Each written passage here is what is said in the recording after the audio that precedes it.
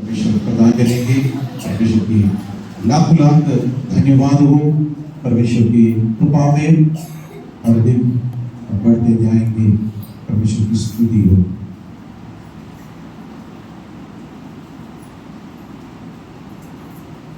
आज हम परमेश्वर के वचन से आज हम पढ़ेंगे।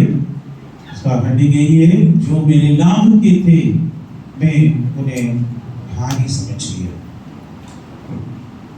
हालेलुया। फिलिपियों का पत्री 3 अध्याय और उसकी 7 और 8 वचन पढ़ेंगे। फिलिपियों का पत्री 3 अध्याय और उसका 7 और 8 वचन। परंतु जो बातें मेरे लाभ की थी उन्हीं को मैंने मसीह के कारण हानि समझ लिया है, वरन मैं अपने प्रभु मसीह यीशु की पहचान की उत्तमता के कारण सब बातों को हानि समझता हूँ, जिसके कारण मैंने सारी वस्तुओं की हानि उठाई और उन्हें कूड़ा समझता हूँ, जिससे मैं मसीह को प्राप्त करूँ। प्रार्थना करेंगे। सर्वशक्तिमान दयालु पिता परमेश्वर, हम आपको धन्यवाद देते हैं प्यारे प्रभु यीशु मसीह, इस सुंदर अवसर के लिए धन्यवाद देता हूँ। आपके पवित्र उपस्थिति के लिए परमेश्वर हम आपको धन्यवाद देता हूँ। प्यारे प्रभु परमेश्वर, इस वचन को प्रभु आपके हाथ में समर्पित कर देता है। पवित्र आत्मा हमें अगुवाई करिए राजा। पवित्र आत्मा का अभिषेक से हमें भर दीजिए प्रभु परमेश्वर। हालेलुया। इस वचन की भेद को समझने के लिए प्रभु हमें शक्ति और सामर्थ्य प्रदान कर दीजिए। प्रभु मदद की इसके धन्यवाद देता हूँ। बस यीशु के प्यारे नाम से मांगते हैं, सुनो प्रभु। आमीन। परमेश्वर के नाम की महिमा हो। प्रेरित पौलुस इस पत्री रोमन कारागृह में बैठकर लिखे थे। रोमन कारागृह में थे उस वक्त। उस फिलिपियों का कलीसिया का पास्टर, उस फिलिपियों का कलीसिया का पादरी एपिफ्रादोतोस पौलुस से मिलने के लिए गए थे। और उस वक्त पौलुस की सेवा करने के लिए वो आए थे। और उन्हीं के हाथ में एक चिट्ठी लिखकर दे दिया और उसने आकर उस फिलिपियों का कलीसिया को पौलुस दिया हुआ एक चिट्ठी है, एक लेटर है, फिलिपियों का पत्री, कारागृह में बैठकर लिखा हुआ पत्री। 4 पुस्तक, 4 लेटर कारागृह में बैठकर 4 लोगों के हाथ में भेजा था। और वहां का सिपाही लोगों को भी समझ में नहीं आया, रोमन गवर्नमेंट को भी मालूम नहीं था इतना महत्वपूर्ण पुस्तक है, डॉक्यूमेंट्स, परमेश्वर का पवित्र शास्त्र लेकर जा रहा है, मालूम नहीं था। इफिसियों का पत्र भी, फिलिपियों का पत्री और कोलोसियों का पत्री और फिलोमोन का पत्री, ये 4 पत्री तो उसको प्रेजेंट एपिस्टल कर बोलते हैं, जो कारागृह में बैठकर लिखकर किसी के द्वारा कलीसिया को भेजा है। इस पत्री में से आज हम लोग पढ़ रहा है और उसने बोला है, परंतु जो बातें मेरे लाभ की थी उन्हीं को मैंने मसीह के कारण हानि समझ लिया, वरन मैं अपने प्रभु यीशु मसीह के पहचान के उत्तमता से कारण सब बातों को हानि समझता हूं, जिसके कारण मैंने सब वस्तुओं को हानि उठाई और उन्हें कूड़ा समझता हूं, जिससे मैं मसीह को प्राप्त करूं, जिससे मैं मसीह को प्राप्त करूं। प्रेरित पौलुस एक बहुत बड़ी एक ज्ञानी व्यक्ति थे। उसको कितना भी पीएचडी दिए है वो कम पड़ते। गमालियल करकर एक शास्त्री ज्ञानी उनके चरणों में बैठकर पूरा का पूरा शास्त्र, परमेश्वर का वचन या शास्त्र सब कुछ ज्ञान सीखने वाला व्यक्ति था प्रेरित पौलुस। वो गमालियल सोक्रेटिस का एक बहुत बड़ा ज्ञानी के पास से सीखा है। ये पौलुस अभी जो कुछ मेरा लाभ की थे सोचे थे उस सब चीज को मैं खाली समझता हूं ताकि मैं मसीह को प्राप्त करूं, मसीह को प्राप्त करूं। यीशु मसीह एक उदाहरण, एक उपमा के रूप में बताया था मत्ती के सुसमाचार में 13 अध्याय और उसका 44वां वचन में स्वर्ग के राज्य के बारे में यीशु मसीह ने कहा, स्वर्ग का राज्य खेत में छिपे हुए धन के समान, स्वर्ग का राज्य खेत में छिपे हुए धन के समान है, जिसे किसी मनुष्य ने पाया और छिपा दिया और मारे अंदर के जाकर अपना सब कुछ बेच दिया और उस खेत को मोल लिया। यीशु मसीह ने बोला स्वर्ग का राज्य एक मनुष्य खेत पर एक बहुमूल्य धन छिपा कर रखे थे। कितनी बातें छिपा कर रखी थी। उस व्यक्ति को मालूम नहीं वो व्यक्ति मर गई, लेकिन उसी जगह पर दूसरे बंदा काम के लिए शायद आया। उसने देखा ये धन बहुमूल्य है, तो सब कुछ वहीं पर रखकर और अपना सारे संपत्ति बेचकर उस धन को यानी उस खेत को मोल लिया। उनके नाम से वो खेत रजिस्टर होने के बाद सीधा गया, धन को निकाल दिया, अब वो धन उसका हो गया। स्वर्ग का राज्य इस प्रकार है। कुछ चीजें हमें ये संसार का चीज हमारे लिए फायदामंद है कर सोच रहे हैं, लेकिन वो चीज स्वर्ग के लिए नुकसानदायक है। इसलिए स्वर्ग के बातें, मुझे अनुग्रह की बातें होने के लिए हम इस संसार में मेरे लिए फायदामंद चीज में सोच रहा हूं, उसको मैं कूड़ा समझता हूं, उसको मैं हानि समझता हूं। हालेलुया। हम लोग परमेश्वर के राज्य के लिए जाने वाला लोग हैं और उसके जीवन में तमाम बातें उनके लिए लाभ की थे, सब कूड़ा समझ लिया।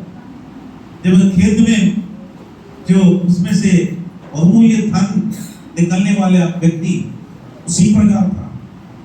उसने खेत में काम करते करते उसको एक खजाना मिल गया। तुरंत जाकर मुझे खजाना मिल गया तो बोलते तो पुराना मालिक बोल गया मेरा है, उसने छिपा दिया। फिर वो जमीन खरीद लिया, अपना सारे संपत्ति बेच दिया और उस खेत को खरीद लिया। खेत खरीदने के बाद वो संपत्ति उसी को हो गया।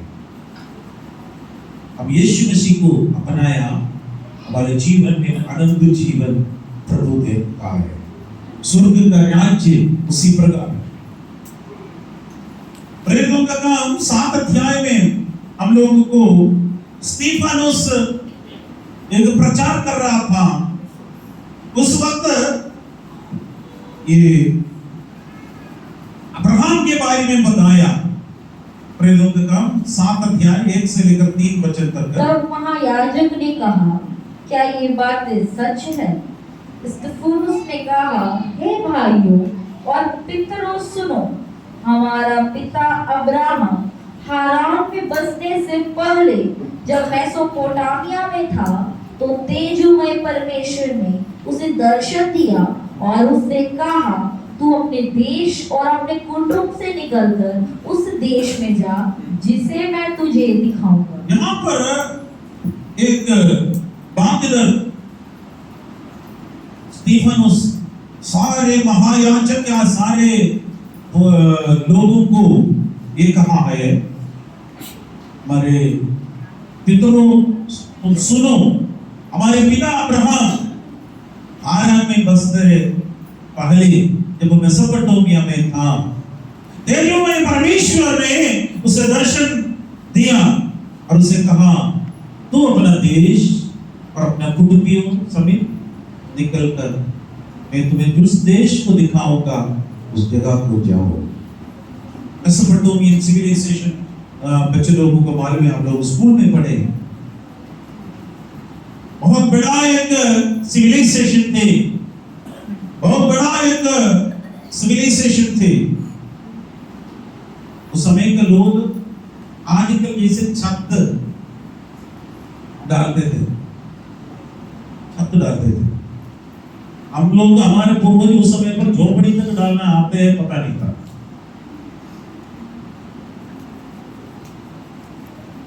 उस समय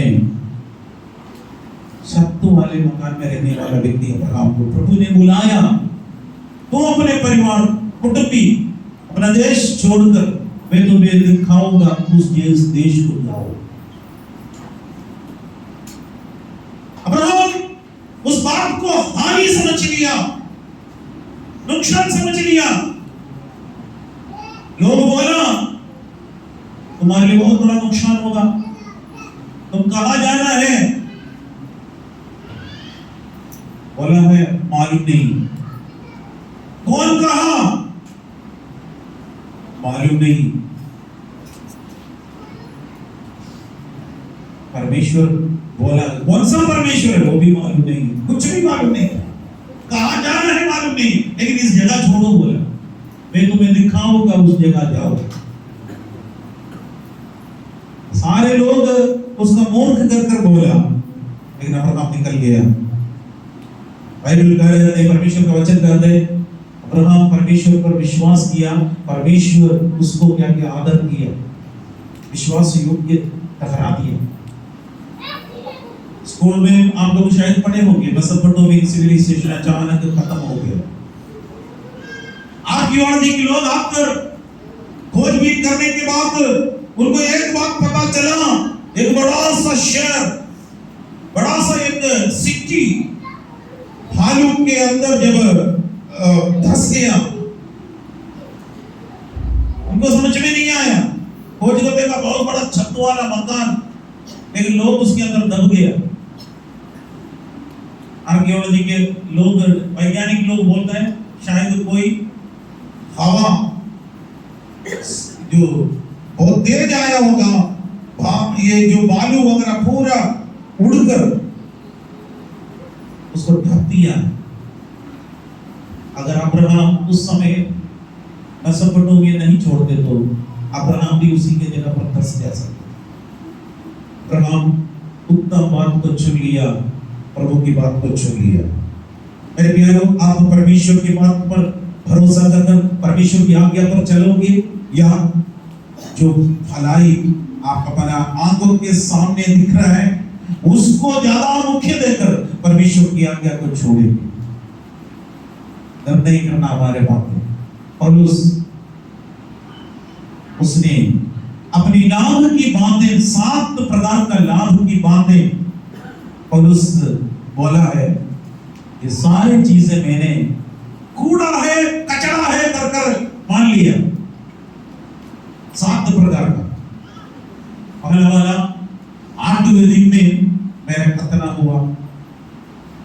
दूसरा, इस्राएल के वंश होने का अधिकार मिला। मैं बेन्यामीन गोत्र का था, इब्रानियों का इब्रानी थे, व्यवस्था के विषय में फरीसी थे, उत्साह के विषय में गलीशिया को सताने वाले थे, व्यवस्था की धार्मिकता के विषय में सबके सामने में निर्दोष था। ये 7 बातें संसारिक नजर में देखते तो बहुत आदर सम्मान मिलने वाली बातें थे, लेकिन परमेश्वर का नजर में देखने के समय पर उसको कूड़ा समझ लिया, कचरा समझ लिया। हानि उठाने के लिए पौलुस तैयार थे। वैसे हम लोग हानि उठाने के लिए तैयार है। आज कुछ लोग सुना है सताव आने के समय पर हम परमेश्वर को जानने नहीं जानते करके बोलने वाला भी है, लेकिन हानि उठाने के लिए भी तैयार है।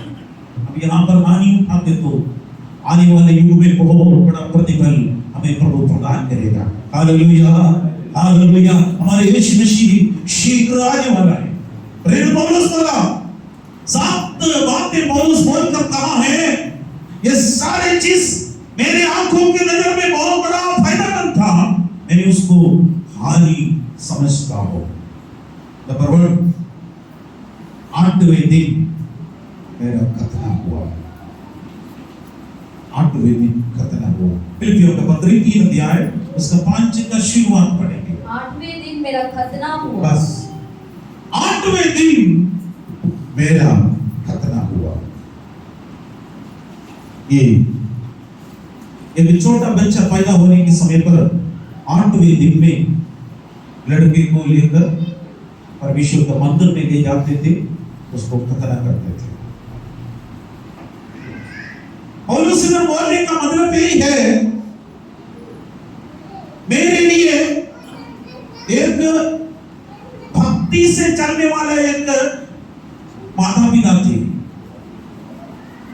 8वें दिन में मुझे उस मंदिर में लेके गया और खतना किया। इसलिए मेरे इस माता पिता के लिए मैं बहुत बड़ा आभारी हूं। उसने अपना घमंड उस चीज में थे, बाकी लोगों के पास ये नहीं था, परंतु मेरे पास है कर बोलने के लिए एक घमंड। यीशु मसीह को भी 8वें दिन में मंदिर में लेके गए थे, खतना हुए थे। ये परमेश्वर के अनुसार जब ये लोग अपना बातें पौलुस इधर बोल रहे थे, यहूदी लोग उसको बहुत बड़ा मुख्य समझते थे। 8वें दिन में उसकी खतना। कई बार सोच रहे वैज्ञानिक लोग बोल रहे थे, क्यों 8वें दिन, क्यों 7वें दिन नहीं कर सकते, क्यों 5वें दिन नहीं कर सकते, क्यों 6वें दिन तक नहीं कर सकते। एक बच्चे के पैदा होते ही वक्त उस बच्चे के शरीर में विटामिन के तुरंत नहीं आता। शरीर के अंदर विटामिन के आने के लिए 8 दिन लेते, 8 दिन लेते। इसलिए जो छोटा बच्चा पैदा होते होते हॉस्पिटल में बच्चों को विटामिन के का इंजेक्शन लगाते हैं। कहीं भी चोट लगते तो उसको एंटी ब्लीडिंग विटामिन बोलते हैं। हम लोग जब शरीर में कभी कट हो गया हो, थोड़ा सा कट गया तो वहां से खून रोकने के लिए एक कवरिंग होते हैं, कोटिंग होते हैं। थोड़ी समय के बाद हमारा खून अपने आप बंद हो जाता है। परमेश्वर ने दिया एक वरदान है, विटामिन के की वजह से हो रहे हैं। विटामिन के रोक देते हैं।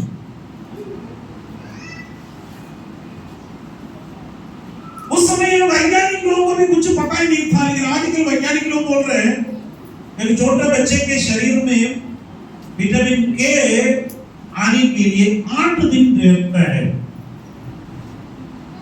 अगर 7वें दिन में ऐसे किए तो बच्चा ब्लीडिंग बंद नहीं होते, बच्चा मर जाते हैं। पर परमेश्वर मनुष्य को बनाने वाले का सारे चीजें मालूम है, वो सर्वज्ञानी है। हालेलुया। हमारा हर एक आवश्यकता जानने वाला परमेश्वर सर्वज्ञानी परमेश्वर है। लेकिन यहूदी लोग उस चीज में घमंड करते थे। मेरे 8वें दिन में खतना हुआ था, बहुत बड़ा घमंड। परमेश्वर के पवित्र शास्त्र बोलता है तुम्हारा हृदय का खतना होना जरूरी है। हृदय का खतना, लेकिन बाकी चीज में से एकदम से वो घमंड में चल रहा था। उसका योग्यता इसराइल का वंश। उसी फिलिपियों का पत्री 3:5 का दूसरा भाग इसराइल के वंश, इसराइल का वंश, इसराइल का वंश। एक व्यक्ति इसराइल का है करके बोलते तो वो बहुत बड़ा घमंड है। एक यहूदी व्यक्ति प्रार्थना करते हैं, प्रार्थना में ये बोलते थे, प्रभु मैं तुझे धन्यवाद देता हूं, तूने मुझे इसराइली करके बनाया, यहूदी बनाया। यहूदी एक सिर्फ, बाकी सबको कॉमन में जनरल्स यानी अन्य जाति करके बोलते थे, अन्य जाति बोलते थे। हम सब ऐसी ग्रुप में थे, अन्य जाति में आते। पौलुस उद्धार पाने से पहले उस चीज में घमंड करते थे, मैं इस्राएली हूं, मैं इस्राएली हूं। एक छोटा बच्चे को तुरंत उसको एक इस्राएली को एक काम होता है, उसका नाम उसका पुस्तक में होगा, जीनियोलॉजी, वंशावली। यीशु मसीह का वंशावली आप लोग घर पर जाकर पढ़िएगा, अभी पढ़ना नहीं। मत्ती 1 अध्याय पढ़िएगा, पूरा वंशावली मिलेगा। वंशावली में एक भी गलती नहीं मिलेगा। मेरे एक छोटा बच्चा पैदा होते ही वक्त सारे इस्राएली यहूदी अपने अपने बच्चे का नाम दर्ज करते हैं। पवित्र शास्त्र में लिखा है, कुछ लोगों का वंशावली ढूंढा है, वंशावली नहीं मिला, इसलिए उनका उस जगह पर भाग नहीं मिला है कर पुस्तक यिर्मयाह का पुस्तक में ऐसे हम लोग देखते हैं। वंशावली उनके लिए होना है, इसका मतलब वो बोलेंगे, अरे मेरा परिवार को कौन सा है मालूम है, एक वंशावली बोला, मैं इस्राएली। तीसरा उसका एक योग्यता बोल रहे थे, मैं बेन्यामीन गोत्र का था, बेन्यामीन गोत्र। इस्राएल का जब गोत्र में से बूढ़ा था, याकूब बूढ़ा हो गया, बूढ़ेपे में आखिरी एक बच्चा मिल गया, उसका नाम था बेन्यामीन। बेन्यामीन और बेन्यामीन का मां उसको पैदा करते ही वक्त उसका डिलीवरी के समय मर गई। मरने से पहले इस बच्चे को बोला, इसका नाम बेनोनी है, ये मेरा दुख का पुत्र है। उसका नाम बेनोनी रखा, ये मेरा दुख का पुत्र है। याकूब तुरंत बोला, इसका कभी नहीं बोलना, इसका नाम बेनोनी नहीं रखेंगे, उसका नाम बेन्यामीन रखेंगे। ये मेरा दाहिनी हाथ का पुत्र है, दुख का पुत्र नहीं है, ये मेरा दाहिनी हाथ का पुत्र है। इसलिए याकूब ने अपने आखिरी बेटे का नाम रखा है बेन्यामीन। बेन्यामीन। आज कई लोग आपसे और मुझसे बोलेंगे, तुम दुख का है, तुम काम का लायक नहीं है, तुम किसी वस्तु का काम का लायक नहीं है करकर हमें एक कोने पर संसार आपको नाम रख सकता है। लेकिन परमेश्वर बोलता है, तू मेरा राइट हैंड का बेटा है, मेरा दाहिनी हाथ का पुत्र है, मेरा दाहिनी हाथ का पुत्र है करकर परमेश्वर मेरा नाम बदल देगा। कितना लोग विश्वास करेगा? हालेलुया। तू मेरा दाहिनी हाथ का पुत्र, the son of my right hand, son of my right hand। Hallelujah. दुख का पुत्र अचानक दाहिनी हाथ का पुत्र बन गया। इसलिए याकूब अपने पुत्रों में से, सारे पुत्रों में से अधिक प्रेम बेन्यामीन से किया। इसराइल का पहला राजा भी कौन सा गोत्र से आया? बेन्यामीन गोत्र से आया। इसराइल का पहला राजा बेन्यामीन गोत्र, उसका नाम क्या था? शाऊल। शाऊल राजा के नाम से पौलुस का पुराना नाम क्या था? शाऊल। इसलिए वो बहुत बड़ा घमंड से बोले कि मेरा नाम शाऊल है। पहला राजा का नाम भी वही था। बहुत आदर मिलने वाला एक बात बोलते थे, बेन्यामीन गोत्र।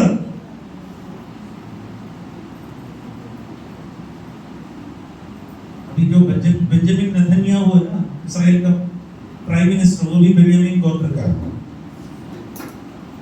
बेंजामिन नेतन्याहू बेन्यामीन गोत्र का। यहां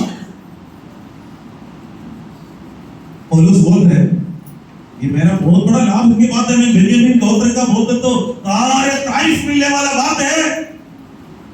और बेन्यामीन गोत्र का हूं, बेन्यामीन गोत्र का हूं, क्योंकि पहला राजा मुझसे हुआ। मेरे ऊपर पहले बार मेरा अभिषेक, इसराइल का पहला राजा के स्थान में जब अभिषेक का तेल उसी शाऊल राजा के ऊपर गिरा दिया, इसलिए पौलुस बहुत बड़ा घमंड से उसका नाम ही शाऊल रखा थे।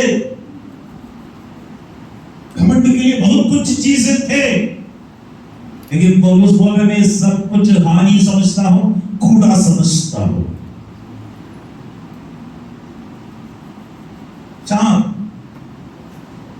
चौथा पॉइंट, पौलुस हानि उठाने वाला चीज, मैं इब्रानियों का इब्रानी, हिब्रू यानी इब्रानी, वो शब्द, हिब्रू शब्द, इब्रानी शब्द कब से मिला मालूम है? अब्राहम के द्वारा। अब्राहम जिस समय फरात नदी को पार किया, यूफ्रेटिस नदी को पार करने की वजह से फरात नदी को पार किया, उसके बाद लिखा है उसका नाम इब्रानी, उसका नाम बोले संसार से बाहर आ गया। फरात नदी पार कर मेसोपोटामिया छोड़कर फरात नदी पार कर अब्राहम कनान देश के लिए चला गया। उस दिन से अब्राहम का वंश यानी उन लोगों को इब्रानी, हिब्रूस कर कहलाते थे। उससे भी बहुत बड़ा घमंड पौलुस को था, मैं एक बहुत बड़ा लीडर हूं, अगुवा हूं, मैं इब्रानियों का इब्रानी हूं, सारे नेताओं का नेता में था। तारीफ मिलते हैं क्योंकि गमालियल का से सीखा है सब चीजें, लेकिन पौलुस बोला है उसको भी मैं कूड़ा समझता हूं, उसको भी मैं कूड़ा समझता हूं। अब्राहम फरात नदी पार कर आया, अब्राहम का वंश कहा रहकर बोलने के लिए बहुत बड़ी तारीफ मिलते थे, लेकिन यीशु मसीह आने के बाद हम सबको प्रभु यीशु मसीह के द्वारा हम सबको अब्राहम का सारे अनुग्रह हम सबको मिल गया। हालेलुया। इतना लोग खुश है? खुश नहीं है लोग? अब्राहम को मिलने वाला सारे अनुग्रह अन्य जाति का मैं और आप पा लिया, फ्री में बाईपास कर दिया। बीच में कौन आ गया था? कौन आ गया था? यीशु। यीशु आ गया। यीशु आ गया, मेरा बेटा है या मेरी बेटी है।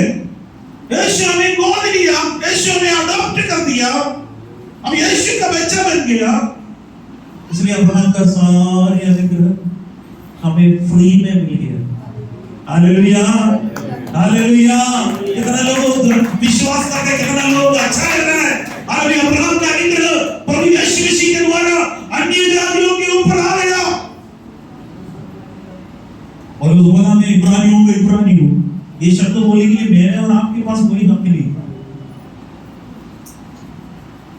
हालेलुया। पांचवा, व्यवस्था के विषय में फरीसी। व्यवस्था के विषय में फरीसी थे। फिलिपियों का पत्री 3 अध्याय उसका 6 वचन का भाग पढ़ेंगे। उत्साह के विषय में यदि कहो तो कलीसिया का सताने वाला। व्यवस्था के विषय में पढ़िए। पढ़िए। उत्साह के विषय में यदि कहो तो कलीसिया का सताने वाला और व्यवस्था की धार्मिकता के विषय में यदि कहो तो निर्दोष था। निर्दोष। यहाँ पर फरीसी थे और उसका 4 वचन का वो दिखेगा वही वाला प्राणियों के प्राणी और व्यवस्था के विषय में यदि कहो तो फरीसी। व्यवस्था के विषय में यदि कहो तो फरीसी। व्यवस्था के विषय में फरीसी। आप पुराना नियम में ओल्ड टेस्टामेंट में कभी भी फरीसी सदूकी इसी प्रकार का शब्द कभी भी नहीं मिलेगा। यहूदियों में 5 प्रकार के लोग होते थे।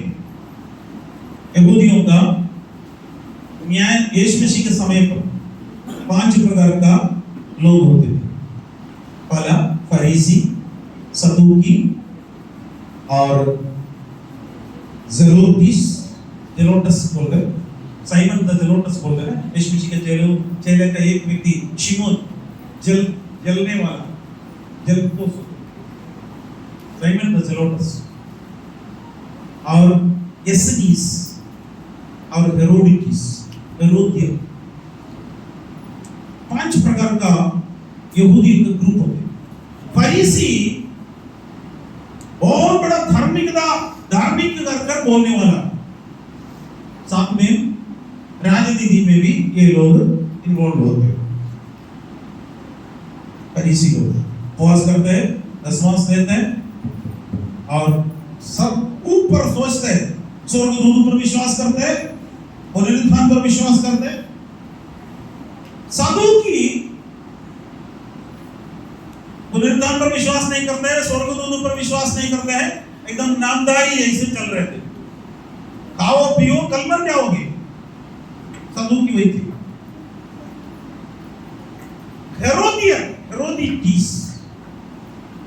हेरोद राजा को महत्व देने वाले लोग होते थे। हेरोदी। जेलोटस कौन है? बहुत बड़ा जलने वाला, कुछ भी चीज के लिए मारेगा, जलने वाला। एसनीस कर एक और ग्रुप थे। इसी प्रकार का 5 प्रकार का ग्रुप होते थे, लेकिन उसमें से सबसे बड़ा श्रेष्ठ है कर बोलने वाला ये फरीसी। एक व्यक्ति है करके बोलते तो बहुत बड़ा घमंड की बात होते थे, बड़ा भक्त करके सोचते थे। ये लोग प्रार्थना करते तो घर में बैठकर प्रार्थना नहीं करेगा। 10-15 लोग वहां पर, जो बाजार में ज्यादा लोग थे तो वहीं पर आकर प्रार्थना शुरू करते थे, ताकि बाकी लोग को सुनना है, बाकी लोग देखकर बोल रहे हैं बहुत बड़ा भक्त है, तारीफ प्रतीक्षा करने वाला फरीसी। पौलुस बोल रहे मैं भी एक फरीसी था, लेकिन यीशु मसीह के कारण मैं उसको हारी समझ गया। व्यवस्था के विषय में फरीसी। और ये फरीसी लोग इसी प्रकार का है, प्रार्थना करने के लिए बाकी लोगों के सामने बहुत बड़ी सोचते। 6वां, उत्साह के विषय में कलीसिया को सताने वाला। उत्साह के विषय में कलीसिया को सताने वाला। फिलिपियों का पत्री 3:6 शुरुआत करेंगे। उत्साह के विषय में यदि कहो तो कलीसिया का सताने वाला। उत्साह के विषय में यदि कहते तो कलीसिया को सताने वाला। हमको सबको मालूम है, जब तक दमस्कुस के उस जगह पर उसका जाने का उद्देश्य भी वही थे, तब तक कलीसिया को सताते रहे। पहला शहीद स्तेफानोस को मार डालने के प्लानिंग के समय पर उसका वस्त्र का रखवाली करने वाला भी वही शाऊल थे। और सारे कलीसिया का लोगों को घसीट कर, स्त्री हो, पुरुष हो, बच्चे हो, बूढ़े हो, कोई देखता नहीं है, खींच कर, घसीट कर जेल में डालने के लिए अधिकार पत्र के साथ जब जा रहे थे और अधिकार पत्र लाया, घोड़े के ऊपर जा रहे थे, आज जाकर वो सारे कलीसियाओं को सत्यानाश करेंगे कर सोच कर चला गया था, लेकिन बीच में एक बहुत बड़ा प्रकाश आ गया।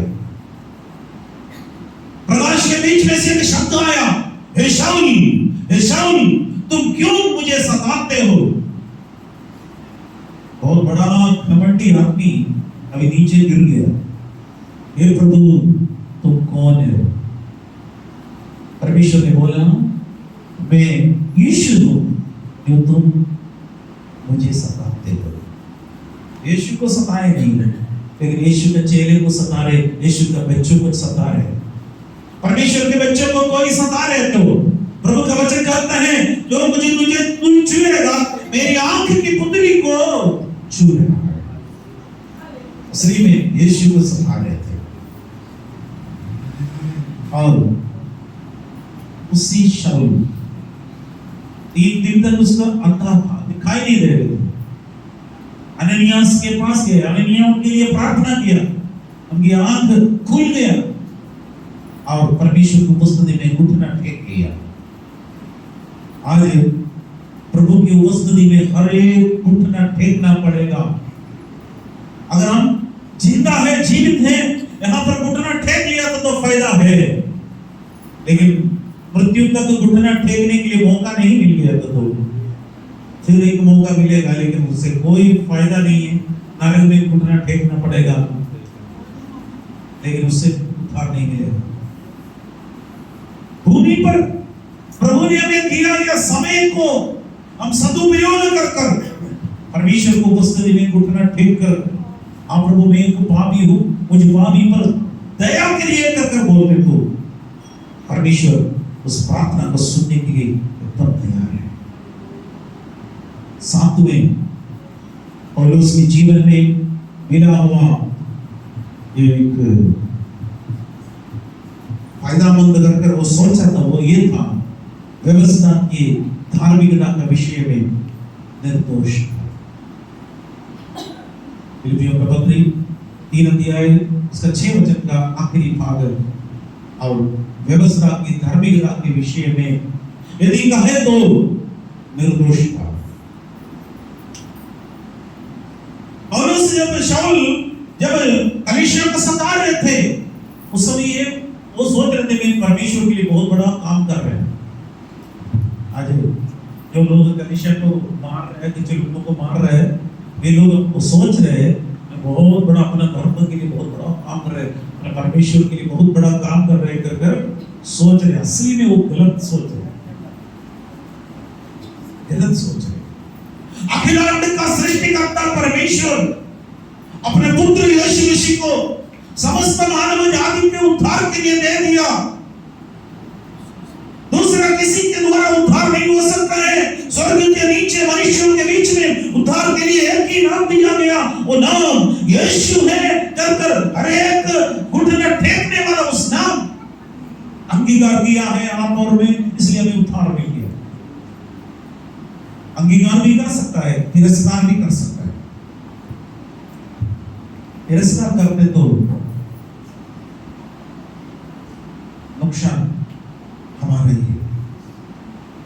इसलिए मैं हमेशा बोलता है, मनुष्य वर्ग का पाप और श्राप सब 2 जगह पर डाल सकता है। ये भी जगह प्रभु यीशु मसीह के ऊपर डाल सकता है। आसान है, प्रभु मैं एक पापी हूं, मेरा पाप का बोझ मैं आपके ऊपर डालता हूं। हम यीशु के ऊपर हमारे पाप का बोझ डाल सकते हैं, हमारा श्राप का बोझ यीशु के ऊपर डाल सकता है, हमारा अधर्म का बोझ यीशु के ऊपर डाल सकता है। आज भी यीशु मसीह हमारे बोझ को उठाने के लिए तैयार है। कितना भी लोड टन करना, बात दर्द सब कुछ यीशु के ऊपर डाल सकता है। एक और जगह पर हमारा बोझ डाल सकता है, मैं खुद मेरा बोझ उठा सकता है। आप अपना बोझ स्वयं उठा सकता है। कितना तक आप उठा पाएंगे? अगर मैं अपना बोझ मेरे ही ऊपर डाल दे तो मैं उसका दर्द भोगना पड़ेगा। अगर आप अपना बोझ केवल अपना ही ऊपर डाल दिया तो आप जरूर उस पाप का बोझ उठाना पड़ेगा। दर्द से तड़पते रहेंगे। आपको एक उद्धार करता का सख्त जरूरत है। आज मानव जाति के लिए उद्धार करता यीशु मसीह का सख्त जरूरत है। यहाँ पर और उस बोलने में व्यवस्था के धार्मिकता के विषय में यदि कहे तो निर्दोष था। मैं एकदम निर्दोष हूं। मनुष्य को सवारे निर्दोषता करके सोचे थे। सारे यहूदी लोग भी इनके काम पर सम्मति थे, तारीफ भी कर रहे थे। और उस बोला उसको भी मैं हानि समझता हूं, उसको भी मैं कूड़ा समझता हूं। हालेलुया। आज हम कितने लोग परमेश्वर की हानि समझने के लिए चाहते हैं। परमेश्वर के जो व्यवस्था के अनुसार निर्दोष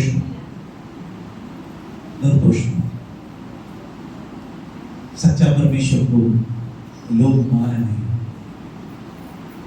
रोमियो का पत्री 7 अध्याय उसका 7वां वचन में लिखा है, तो हम क्या कहें, क्या व्यवस्था पाप है? क्या व्यवस्था पाप है? कदापि नहीं, कदापि नहीं। वरन बिना व्यवस्था के मैं पाप को नहीं पहचानता। व्यवस्था यदि न कहती लालच मत कर, तो मैं लालच को नहीं जानता। व्यवस्था नहीं आता तो हमको कैसे मालूम? इंडिया में हम गाड़ी चलाना है तो लेफ्ट साइड से हम लोग जाना है, ये नियम था, इंडिया का नियम है। और ऐसे नियम ही नहीं है तो हम अपने मर्जी के अनुसार जा सकते हैं। पुलिस कहाँ पर चला काटे, वो नियम है। अगर मैं दुबई में गाड़ी चलाना है तो हमारा सिस्टम से गाड़ी चलाते तो एक्सीडेंट हो जाएगा। उल्टा होना है, राइट साइड में करना, राइट हैंड। हम लोग अभी राइट हैंड साइड ड्राइवर, हम लोग वहां पर left hand driver seat left side में, वहां का नियम अलग है। हम व्यवस्था के अनुसार, क्या व्यवस्था पाप है? कदापि नहीं। वरन बिना व्यवस्था के मैं पाप को नहीं पहचानता। गलती क्या है हमको मालूम नहीं था। परमेश्वर ने हमें उस व्यवस्था दिया यीशु मसीह को पहचानने के लिए। यीशु मसीह को पहचानने के लिए परमेश्वर ने जो व्यवस्था दिया, हमारा पाप का बोझ यीशु के ऊपर डालने के लिए परमेश्वर ने उस व्यवस्था हमें दे दी। ये सारी चीजें पौलुस हानि समझकर, पहले जो फायदेमंद था उस चीज को हानि समझ लिया, अब उस समय बिल्कुल हानि था उस चीज को अभी लाभ समझ रहे। उस चीज को पौलुस अभी लाभ समझ रहे। वो 3 चीज हम बोलकर मैं जल्दी बंद करना चाहता हूं।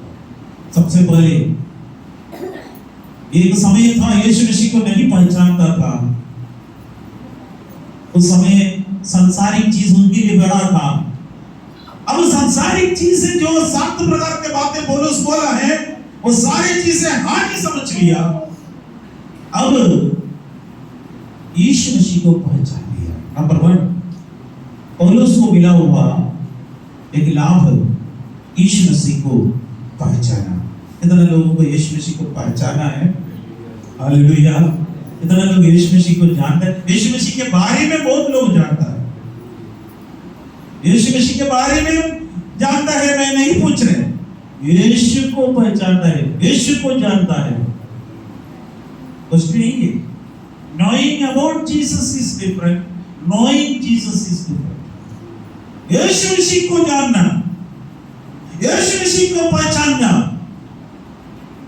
नंबर 2, यीशु मसीह का धार्मिकता को पहचान लिया। नंबर 3, यीशु मसीह का साथ संगति महसूस किया। बाकी सब चीजें हानि समझता है, तभी हम यीशु मसीह के साथ संगति रख सकते हैं। यीशु मसीह के को पहचानना। फिलिपियों का पत्री 3 अध्याय उसका 8वां वचन पढ़ेंगे। अपने प्रभु मसीह यीशु की पहचान की, अपने प्रभु यीशु मसीह की पहचान की उत्तमता के कारण सब बातों को हानि समझता हूँ, जिसके कारण मैंने सब वस्तुओं की हानि उठाई, मैंने सब वस्तुओं का हानि उठाई और उन्हें कूड़ा समझता हूँ, जिससे मैं मसीह को प्राप्त करूं। यीशु मसीह को पहचानने वाला एक व्यक्ति ये बता सकता है बाकी सब चीजें कूड़ा है। इसलिए दाऊद बोला, वो taste and see that the Lord is good. परमेश्वर कैसे भला है, चख कर देखो। इतने लोग यीशु को चख कर देखा है, मैंने चख कर देखा, मुझे मालूम है इसका टेस्ट। आप लोग इतने लोग गिरदई में की हलवा खाया है, गिरदई में की हलवा बहुत टेस्टी है ना। हाँ, आप लोग तो मिलाए कैसे था, मुंह में डालते ही वक्त कैसे चले जाते पता नहीं, कि टेस्ट कितना है। मैं इधर से लेकर कितना भी तारीफ करे तो टेस्ट बोल नहीं सकते, लेकिन एक थोड़ा सा आपको एक पीस हलवा आपको दे देंगे, उसका टेस्ट आपको पता चलेगा, तब पता चलता है। यीशु भला है, टेस्ट कर देखो। यीशु भला है, टेस्ट कर देखो। यीशु भला है, टेस्ट कर देखो, चख कर देखो। मेरे भाई, आप निराशा में क्यों डूबे, समस्या में क्यों डूबे? यीशु भला है। और उसे ही चिल्लाकर बोल रहे थे, मैंने यीशु मसीह की पहचान के उत्तमता के कारण सब वस्तुओं को हानि समझता हूं, सब वस्तुओं को हानि समझता हूं। लेकिन यीशु मसीह का पहचान मुझे हो गया, मुझे यीशु मसीह के बारे में पहचान लिया तो कोई फायदा नहीं। दुनिया का हर मनुष्य को यीशु मसीह के बारे में पूछे, अच्छा ही बोलेगा। कितना बुरा यीशु मसीह को पसंद नहीं करने वालों से भी पूछिए, वो भी बोले यीशु मसीह का एक भी बुराई नहीं बोल सकते, सब भलाई ही बोलेगा। कुछ भी नहीं तो बोलते क्रिसमस में हमको केक मिलता है, इतना तो बोलेगा, इतना तो कम से कम बोलेगा। उससे कोई फायदा नहीं। यीशु मेरा उद्धार करता है जानना है, यीशु मेरा मुक्तिदाता है जानना है, यीशु मेरा पापों को यीशु उठा लिया है जानना है, मुझे एक शरण स्थान है यीशु, वो मुझे जानना अवश्य है। और उसे जान लिया, बाकी सात बात बोला, सब कुछ कूड़ा समझ लिया। बटू यीशु मसीह का धार्मिकता को प्राप्त किया। मैं और आप कोई भी धर्मी नहीं है, बाइबल कह रहे थे धर्मी नहीं है, एक भी नहीं है, एक भी धर्मी दुनिया में नहीं था, एक भी संत दूसरा दुनिया में पैदा हो मां के कोख से नहीं आया। लेकिन प्रभु ने हमें धर्मी बना दिया है। उसका पुत्र यीशु मसीह का लहू हमें सब पापों से शुद्ध कर देता है। धर्मी, उसका धार्मिकता को पहचाना। फिलिपियों का पत्री 3 अध्याय उसका 9वां वचन में लिखा है, और उसमें पाया जाऊं न कि अपनी उस धार्मिकता के साथ जो व्यवस्था से है, वरन उस धार्मिकता के साथ जो मसीह पर विश्वास करने के कारण और परमेश्वर की ओर से विश्वास करने पर मिलती है। एक धार्मिकता बोल रहे थे, क्या धार्मिकता है? उस धार्मिकता के साथ नहीं जो व्यवस्था से है, उस व्यवस्था से जो पुराना ओल्ड टेस्टामेंट का व्यवस्था से मिलने वाला धार्मिकता नहीं, वरन उस धार्मिकता से जो यीशु मसीह पर विश्वास करने के कारण परमेश्वर की ओर से विश्वास करने वाले पर मिलता है। हालेलुया। यीशु मसीह पर विश्वास करना बस इतना काफी है। अब बहुत बड़ा पढ़ाई लिखने वाला कोई जरूरत नहीं, जरूर पढ़ना लिखना है। आज प्रेयर के बाद में आपको सिखाने के लिए टीचर्स तैयार है। आप घर से जाने से पहले आप अक्षर सीख कर जाइए, जिसको मालूम नहीं है अब जरूर सीखिए। अब बुजुर्ग जाने के लिए वो सिखाते नहीं है, पर तो बाइबल पढ़ने के लिए, सीखने के लिए। जो लोग पढ़ने लिखने आते नहीं है, कृपया कर आज चर्च जाने से पहले हमारे टीचर सब तो तैयार है, पढ़ाएंगे। कम से कम 15 मिनट पढ़कर चलिए। इधर प्रभु का वचन कह रहे थे, जो व्यवस्था से, जो वरन उस धार्मिक लोग के साथ जो मसीह पर विश्वास करने के कारण और परमेश्वर की ओर से विश्वास करने से हमें मिलता है। परमेश्वर की ओर से विश्वास करने से सारे अनुग्रह प्रभु देता है। नंबर 3 हम जल्दी बात करेंगे, यीशु मसीह के साथ एक संगति मिला। ऐसे लोगों को यीशु मसीह की एक संगति की फेलोशिप प्रभु देता है। फिलिपियों के पत्र 3 अध्याय 10 और 11 वचन पढ़ेंगे। ताकि मैं उसको और उसके मृत्युंजय की सामर्थ को और उसके साथ दुखों में सहभागी होने के मर्म को जानूं और उसकी मृत्यु की समानता के प्राप्त करूं कि मैं किसी भी रीति से मरे हुओं में से जी उठने के पद तक पहुंचूं। उसके मृत्युंजय के सामर्थ्य को और उसके साथ दुखों में सहभागी होने के मर्म को जानूं। एक सहभागी होने का मर्म, एक रहस्य उसको जानना है। और उसको पहले उसको जानकारी नहीं था। और सात तो गुण वो अपने लिए बहुत बड़ा घमंड की बात सोचते थे, ये सब कूड़ा समझते थे, लेकिन अब उसको कूड़ा समझकर इसको लाभ समझ रहे हैं। यीशु मसीह के साथ मृत्युंजय के सामर्थ्य, उसके दुखों में सहभागी होने का मर्म को जानने के बाद मृत्यु की समानता में को प्राप्त करने के लिए किसी भी तरीके से मैं मरे हुओं में से जी उठने का पद तक पहुंचूं। मेरे प्यारों, एक दिन हम ये संसार छोड़ना पड़ेगा। हम पसंद करें या ना करें तो भी छोड़ना पड़ेगा। मैं बहुत बड़ा बोर्ड इधर लिखूंगा, मेरे पास कभी भी मृत्यु नहीं आ रहा है करके बोल तो और बोर्ड देकर मृत्यु भाग जाएगा नहीं। एक दिन मृत्यु भी आए या यीशु मसीह भी आए, अब यीशु के साथ होना है, मृत्युंजय प्राप्त करना है। मेरे प्यारे पौलुस ये 3 चीज अपने जीवन में ले लिया। आज आइए हम प्रार्थना करेंगे, परमेश्वर की उपस्थिति में आकर प्रभु से मिलेंगे। जो मेरे लाभ के थे मैंने उनको हानि समझ लिया, मैंने उनको नुकसान समझ लिया। जो नुकसान थे ये सोचते थे, उस चीज को मैं लाभ समझता हूं। आज यीशु आपके पास है तो आप लोग लाभ नहीं, अगर यीशु बिना है तो भयंकर नष्ट है। प्रार्थना है, अब इधर से जाने से पहले इस यीशु मसीह को अपने हृदय के अंदर रखने, मुझे यीशु चाहिए करना, इतना बोल अपना लोग अपना हृदय में बातें करना चाहते हैं, यीशु को लेकर जाने के लिए चाहते हैं। आज आपको यीशु अनुग्रह देगा, आज आप एक आशीषित व्यक्ति बन जाएगा।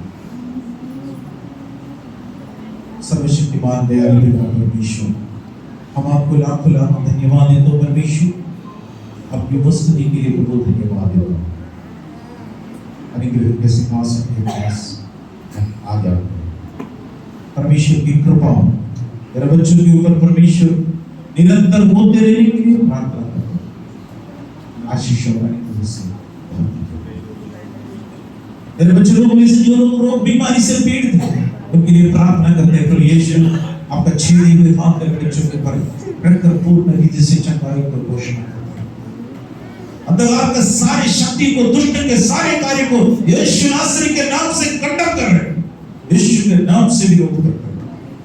परमेश्वर आपके सामर्थ्य में, आपकी शक्ति में वाले बच्चे लोग सामर्थ्य के साथ जाने के लिए प्रभु परमेश्वर सहाय देते हैं। यह शारीरिक मानसिक आत्मिक आर्थिक हर प्रकार की आवश्यकताएं पूरा करिए।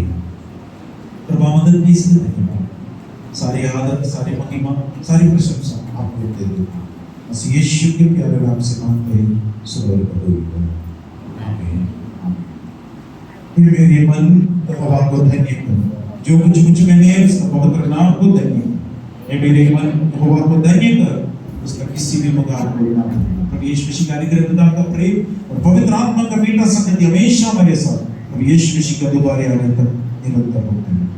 आमीन आमीन।